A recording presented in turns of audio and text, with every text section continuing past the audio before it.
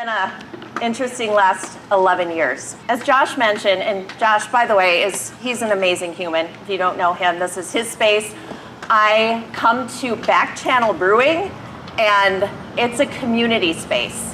There's beer here, but their NA options are amazing. It's a community gathering space. So a lot of my work in this space is to say, we need to change our environments to support anyone who wants to make a choice not to drink for whatever reason, right? So alcohol is so ingrained in our culture. When I started trying to get sober 13 years ago, there was AA, and then there was also the option to go away for treatment, be sent away. I was a marketing professional with a career, and I really didn't see how that was possible. I didn't want to go away to get healthy. I was in events and for an architectural firm, and literally giving out drink tickets was my job. For 3 years, I never shared with anyone publicly, that I was sober and working on being alcohol-free. How sad is that? I mean, it's a celebrated lifestyle. And for 3 years, I felt so ashamed that I couldn't manage my drinking. You know, it's a message in society where, you know, drink responsibly. And then it's like, what does that look like? And for 20 years, I was very confused with that messaging. I thought, I've got to get this under control. Everyone else can seem to drink, but for whatever reason, I would have experiences of being blackout drunk, waking up hungover, and not hungover today, and it feels amazing. Yeah.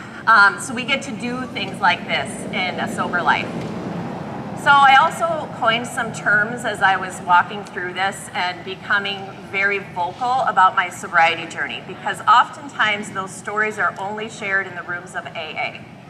And I questioned, I thought, how am I going to be able to go back into my social spaces? Those individuals got support from each other and would only hang out with those people, and didn't extend that life into their community. So 3 years into sobriety, and I wrote a story, and I put it on a blog with Dissonance, which is a mental health and addiction recovery organization that works in and through the arts. And I put it out in a blog that said, "Let go out loud." And it was like my stamp to say, I'm going public with this. It's going to be crazy. And I sat with it when it went live and literally was just like, why do I feel the need to do this? No one else in my A groups were like sharing publicly. They were quietly recovering in their communities, and no one knew. And I just felt compelled to share that and just be curious. And with the Dissonance group, what I rediscovered, so my story is about reclaiming these social spaces. Dissonance was all about going to music venues and concerts. And I literally for 3 years didn't go to music festivals or concerts. You know, the woman who is pregnant is not drinking, yet everyone is doing the mimosas and champagne around them, and it's fine. It's sort of like, wow, here's where we are. But even like funerals and graduations, and my son, turned 18, and it's like, why do we need alcohol in all these spaces? Or at least my question was, why don't we have a non-alcoholic offering? So a lot of my work in the space has not been about, I'm in recovery, I want this to be all about me and have every single option be non-alcoholic. It's about meeting people where they are, so like venue hosts and bar and restaurant owners to say, we're not taking alcohol away, because let me tell you, that resistance is so heavy right now. Still, it is. It's obviously opening up, but the resistance is still there. And my message is to say it's really about those in the middle right now who are going to make the shift to normalize it, to make it okay to not drink. How you would identify, and I'll give you a little, maybe 3 choices, and you can be outside of those labels for sure. I did not like the label of alcoholic, which is not, it's why I never went to the rooms for 20 years. But I sort of coined this term sober necessary, which to me was more about the relationship I had with alcohol. And it allowed me to not label myself as an alcoholic, which has so much stigma, and it was such a heavy label. So I call it sober necessary. What about mindful drinkers and sober curious out there? We have some of those? Yeah. Are you guys finding that you're integrating into your social experiences a little bit more? Yeah. There's some good NA options on the menu.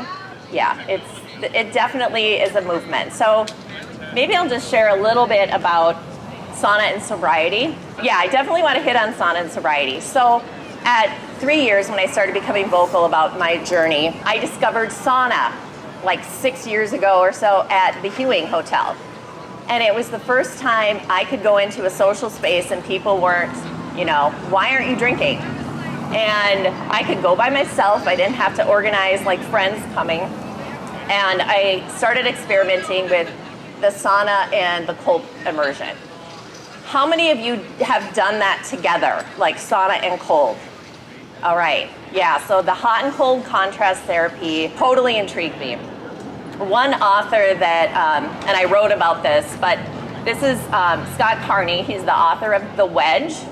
And this is something like if you are sober curious and looking for ways to reframe your thinking around sobriety, he has this whole concept of the pause, like creating a pause. So in active addiction, for example, I didn't know how to pause, even take a moment and reframe what my outcome could be.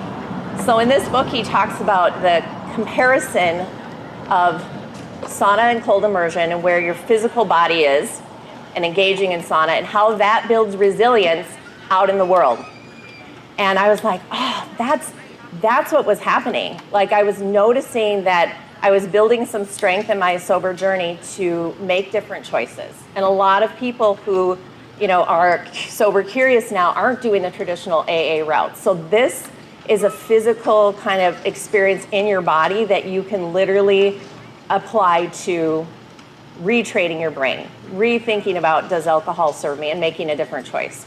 So I love the parallels in that story. I wrote about it. I called a story about inherited resilience, which is really how that sauna and cold immersion brought me into community. Can't do this alone. The first 3 years, I felt like I was sort of white knuckling it. It became very apparent to me that this is a tool for people looking to become sober and just, they're curious, right? So the community aspect was huge. And when just over 2 years ago, my co-founder in sauna and sobriety, Natalie Lang, who might be here today, we came together. She's got a different story. She's adult children of alcoholics, so ACA. The two of us came together because we saw the need to invite people that were sober curious into an adult experience that didn't revolve around alcohol.